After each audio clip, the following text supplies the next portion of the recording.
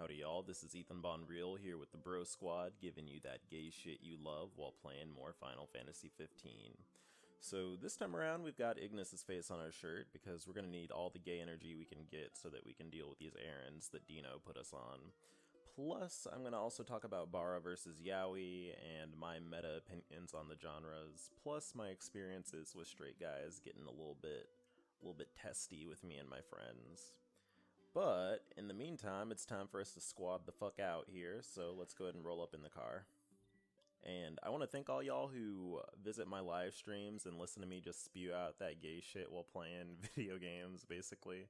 Because I'm not always sure if I'm 100% coherent, but y'all seem to like it, and last time I streamed, y'all seemed to really enjoy it. So, thumbs up to y'all, thumbs up to y'all.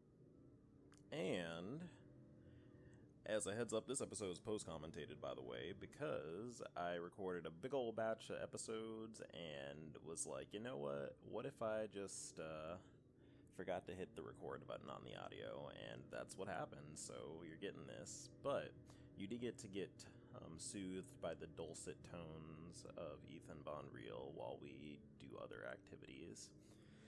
But the reason why I want to talk about Bara versus Yaoi is just because, like, almost every other week, almost every other month, just, like, constantly, there is an argument on either the Gay Bros subreddit or the Gaymer subreddit, or just like any community that kind of just has nerdy homosexuals in it.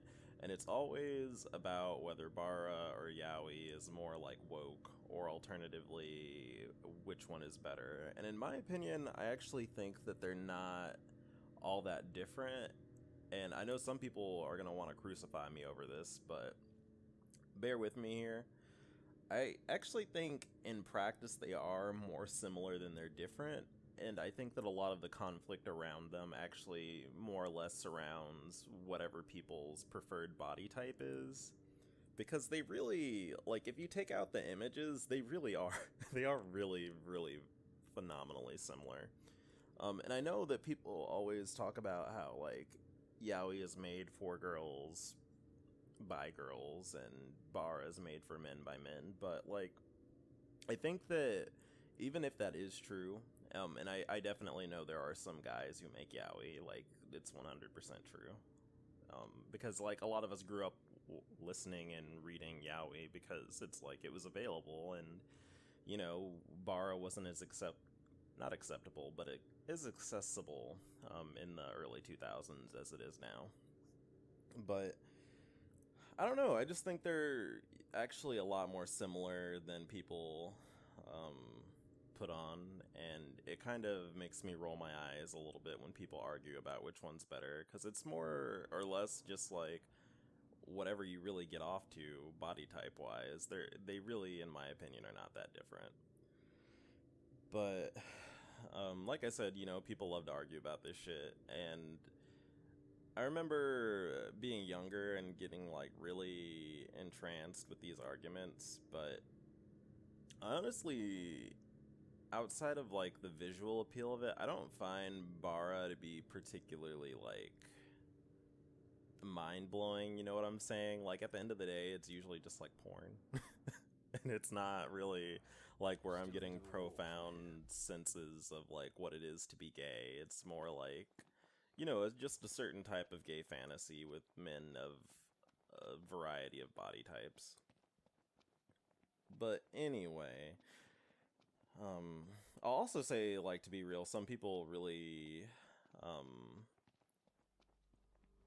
are like, some people, like, really, really, really get heated over these fucking arguments about Bara and Yaoi, like, to really ridiculous degrees, in my opinion, because, again, it's literally, for the most part, just porn. And I really just am not the kind of person who would get really heated over something like that. It's not that big a deal.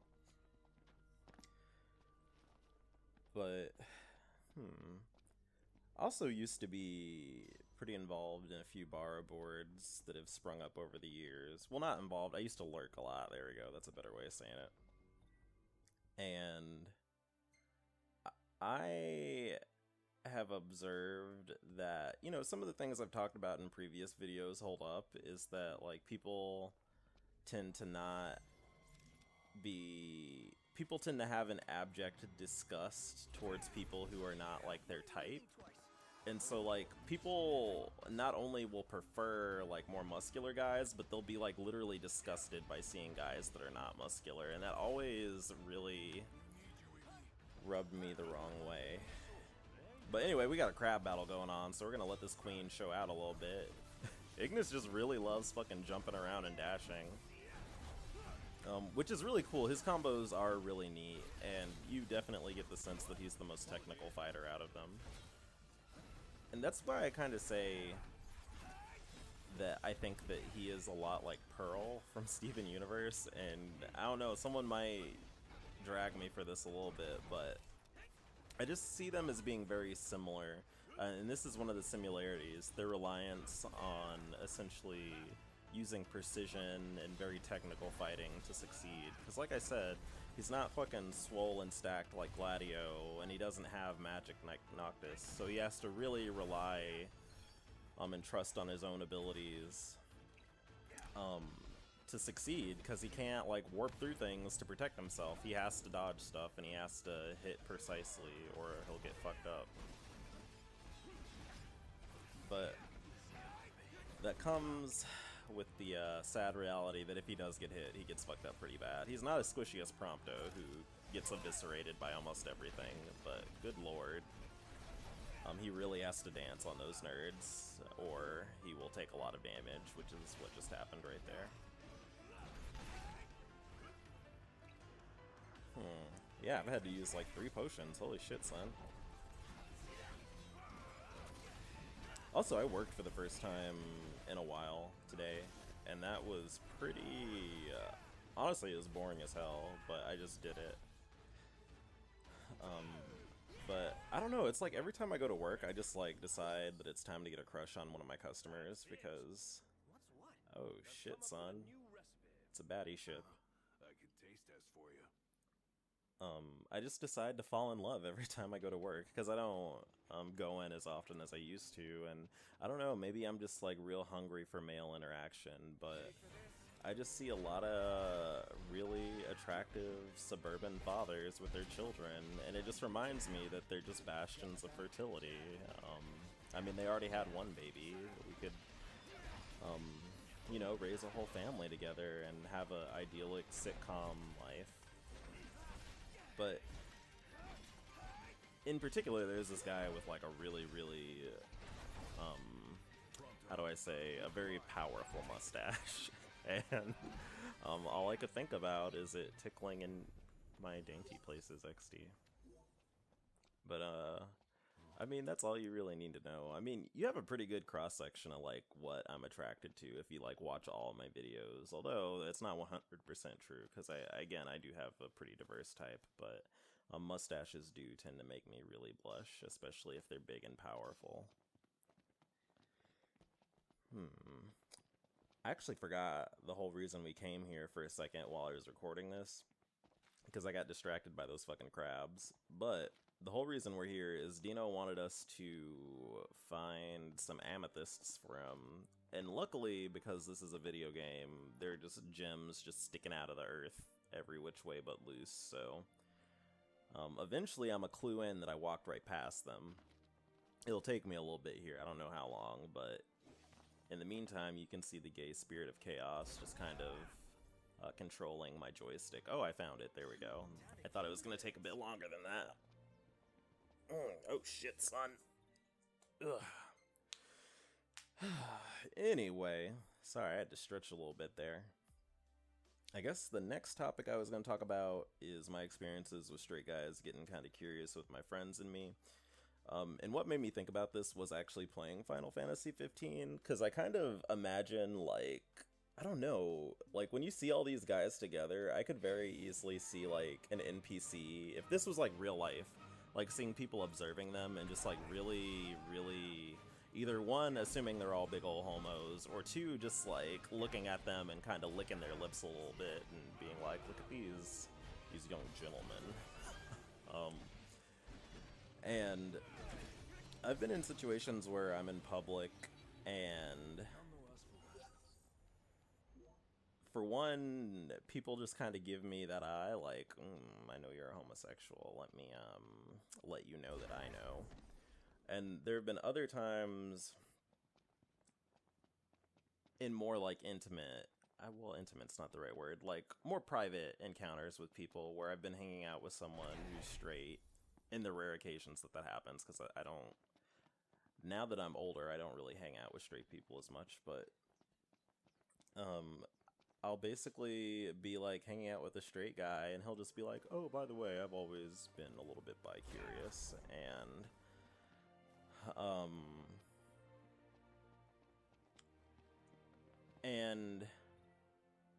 it's like, I'll ask them like, oh, so are you bi? That's cool. And they'll be like, no, I'm straight. I just,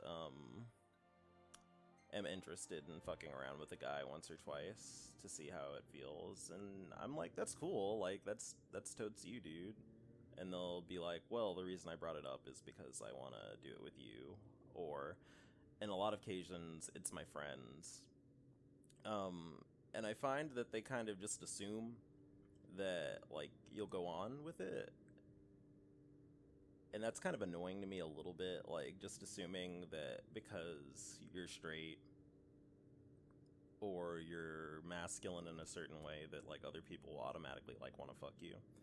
And again, I'm not saying, like, all of them are straight, because I'm sure some percentage of them are, like, just straight up bi, actually, but a lot of them just, like, are absolutely adamant that they are not bi or gay in any way. They just want to have the experience. Like, that's on their sexual checklist, if that makes sense. You know, I want to fuck around with a guy just to see what it's like, so I can 100% confirm that I am straight, or just for the joy of it all.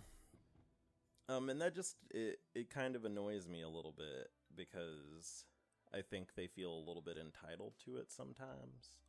And I think they also tend to feel a little bit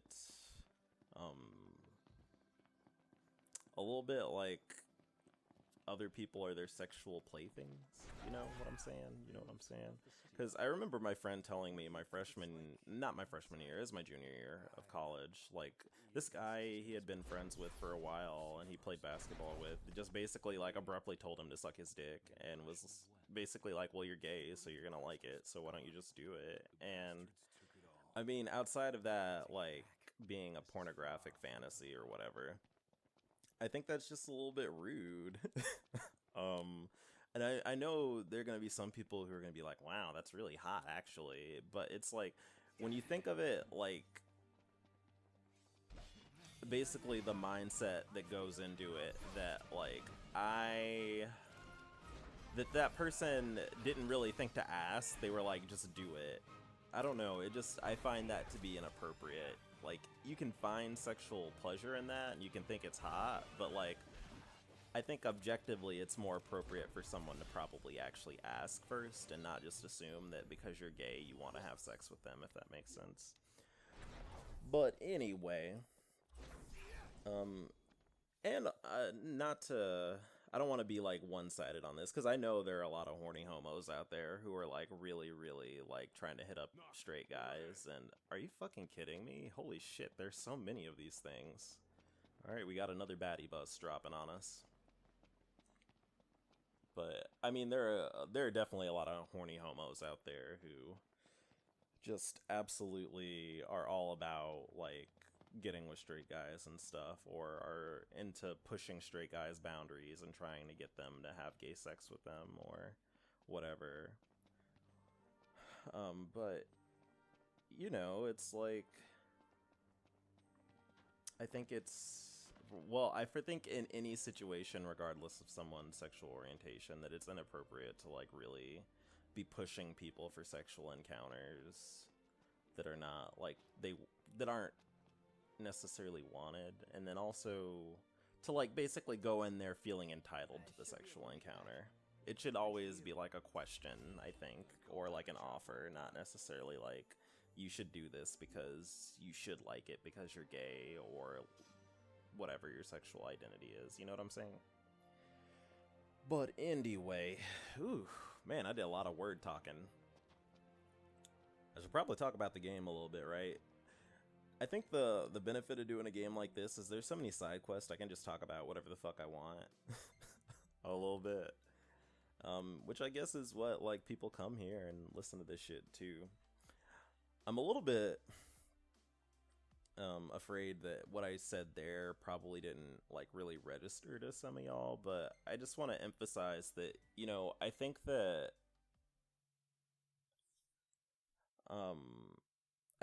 sexuality is a lot more complicated than people take for granted. And I think that the division between gay and straight is not always as clear as we want to think it is. And the division between gay, straight, and bi is not as clear as we want to think it is, because people move between these identities pretty regularly. But my deal is if someone, like, adamantly identifies as straight and they identify themselves as being, like, a separate entity from gay people, like, I'm just gonna roll with it. Like, I'm not gonna pontificate on their sexuality or gender.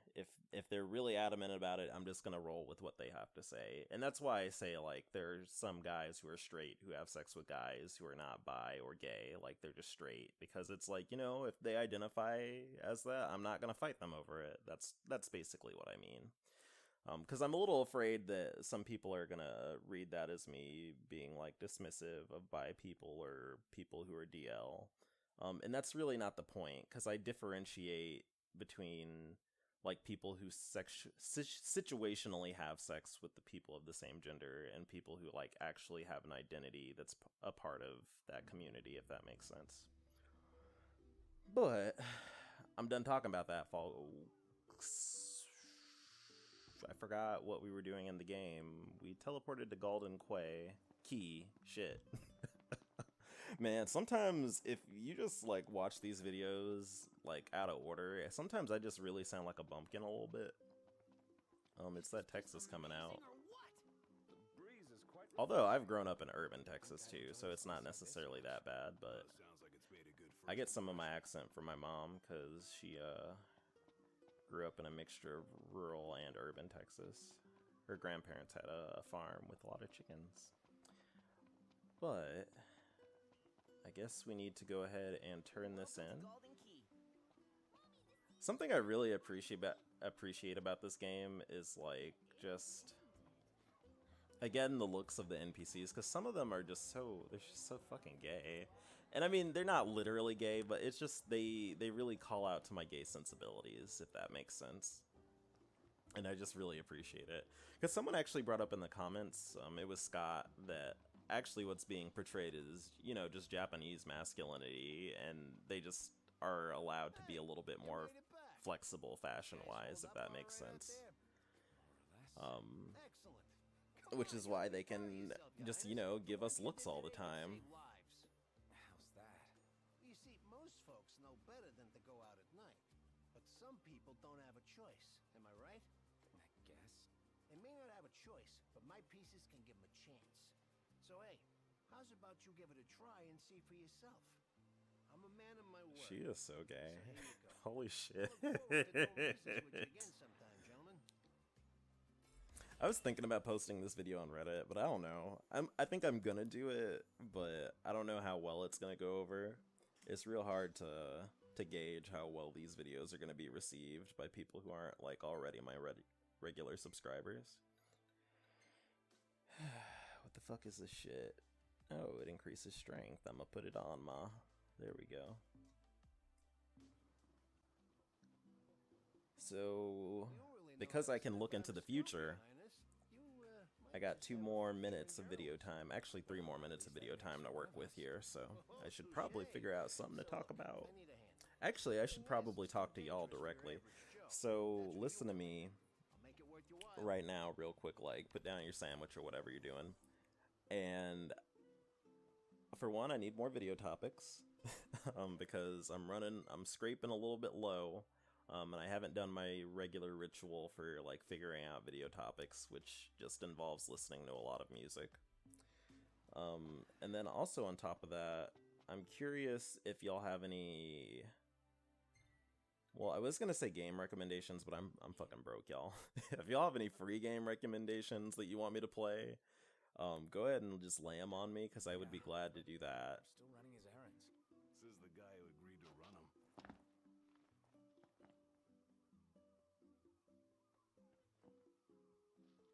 I forgot that it's night, and Ignis isn't really about that. Man, Gladio's titties are so big.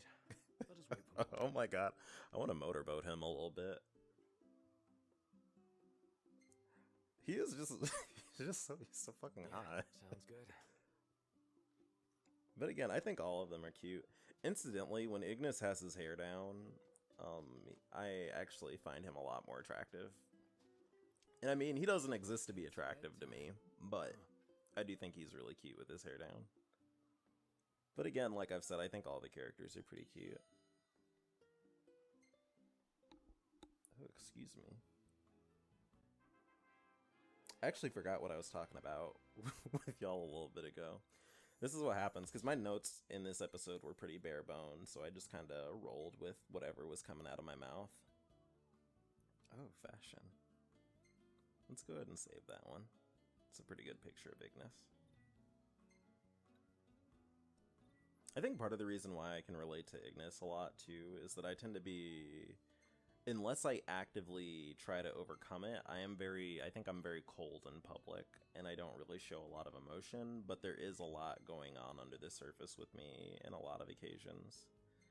And I don't always know how to display my emotions without, like, doing kind of exaggerated displays, which is why I'm constantly, like, fucking memeing on my IRL. But anyway, we're gonna go ahead and roll out. This is Ethan Bonreal, and I'm Ethan Bon, cutting the video. Goodbye.